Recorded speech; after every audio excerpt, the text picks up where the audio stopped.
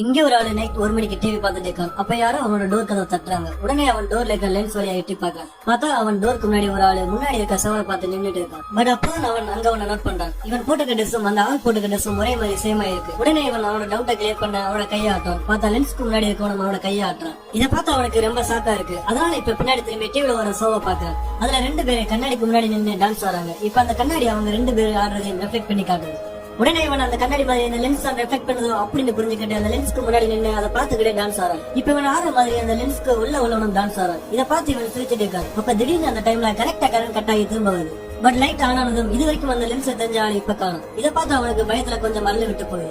But அந்த டைம்ல அவன் பின்னாடி ஒரு சவுண்ட் கேக்குது. உடனே இவன் திரும்பி பார்க்கான். பார்த்து அந்த லென்ஸ்க்கு முன்னாடி நின்ற ஆளு இப்ப அவனுக்கு முன்னாடி ரியலா நிக்கிறான். அவனை பார்த்தா இவன் இப்ப பயத்துல நடுங்கி போய் வெளியே போல டோர் ஹேண்டில கையை வைக்கிறான். பார்த்தா இவன் பெண்ற மாதிரி அவன் முன்னாடி நிக்கிறவனு பண்றான். இப்ப அந்த டைம் அவன் டோரை ஓபன் பண்ணி தப்பிச்சலாம் அப்படின்னு பார்க்கான். பார்த்தா இவனுக்கு முன்னாடி நிக்கிறவன் அவனை டோட்டலா கண்ட்ரோல் பண்ணிடுறான்.